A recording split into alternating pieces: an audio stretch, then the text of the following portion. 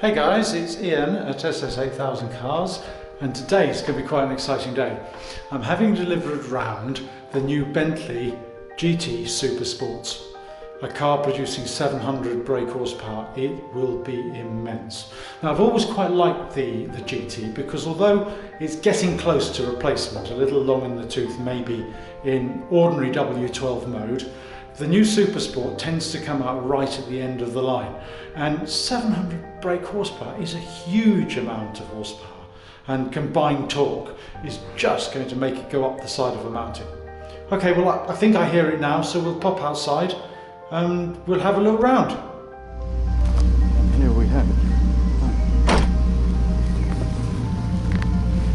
Sounding very purposeful in two-tone colour, white and black. Wow.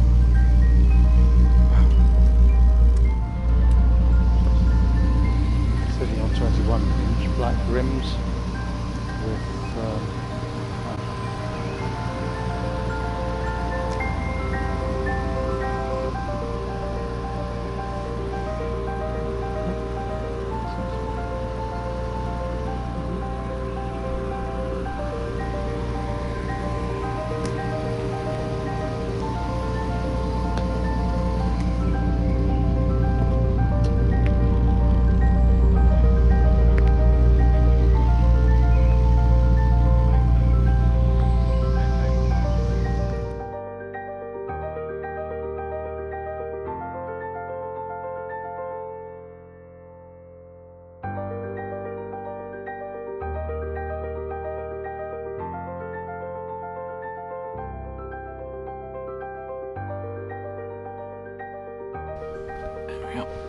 give us just a sort of a feel for the different finish. This is carbon fibre, presumably. This is carbon fibre, but this is our checkered effect. Checkered effect. You can have carbon fibre, you can have piano black, you can choose your veneers.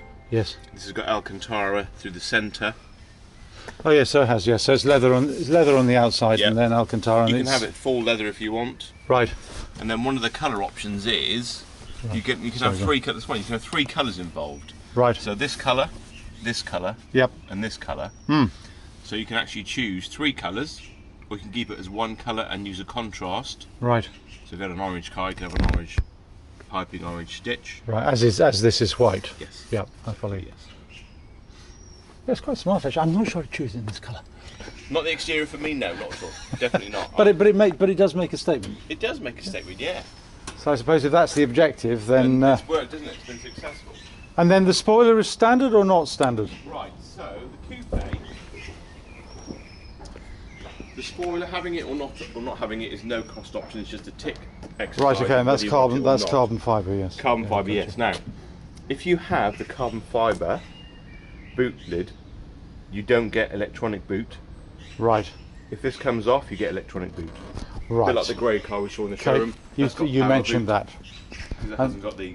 This has got reversing cameras and all the rest of reversing it. camera. Is it surround system? No, just No. rear. Okay. Parking sensors, front and rear. Right. Audible and visual. Right. And then carbon fibre. Carbon fibre door mirrors are an option. Which this one has. Yep. Okay. Depending on your colour combination. So I spoke to a customer last night who wants Supersport's convertible, Yes. and he wants a dark sapphire exterior and as much linen interior as possible Right. with carbon fibre door mirrors. So he wants it to be quite a classic colour combination, but in a sporty modern car. And then this is the size of the engine is 6.6 6 litre 6 litre on the dot. W12 Right. twin turbo. Kicking out 700 HP. 7, yeah, brake horsepower. When he gets his, he's going to try and get it to about 780. Because he had a GTC Speed before, which was a 626 brake horsepower. Right. He got it to just over 700. So he's going. What does he do? He chips it, does he? Yeah, Yeah. Right. yeah. But he runs it in, makes sure it's all okay.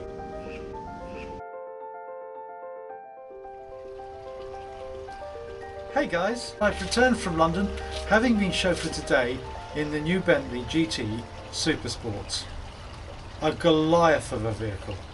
Weighs over 2 tonnes, quite a bit over 2 tonnes, produces 700 brake horsepower, 750 pounds per foot of torque, 0 to 62 in 3.5 seconds, and all this costs £212,500. Now the reason I'm doing this after video take on the Bentley, because I didn't actually get the opportunity, unfortunately, to show you the drive. However, the conclusion I've come to, and it's rare for me to come to a conclusion this quickly, the Bentley sort of falls between two stools for me. So on one side you've got the car that's ultimately luxurious. It has a very compliant air suspension setup, even although it's fantastically powerful, has the brakes from the GT3R, which was the race series derivative for the road. Somehow it's too luxurious in a way, because you don't really get to use the power. Now I totally accept where I live in Surrey up to London is not the best place to exploit the power of a W12 Bentley producing 700 brake. However, what I would say, I prefer the V8S. It's just a bit more revvy, not as quick, I accept, equally luxurious. They're almost the same, other than a colour scheme and a little bit of Alcantara, they're almost the same in terms of the finish inside. And the conclusion I've come to is, if you're using this car like I do predominantly for journeys to town and then the odd continental dash, I personally think go for the V8S. Now that is not to say that the W12 Supersport isn't a very, very fast car. It is. I found personally the throttle response was a bit edgy for me, so you'd put your foot down and then it would go. There was a noticeable, may well be lag, although I wasn't familiar with the fact that there was a huge lag on the W12 because I've driven it before. It is a twin turbo car. I think really in conclusion, if you want a sports car, buy yourself the new McLaren 720S.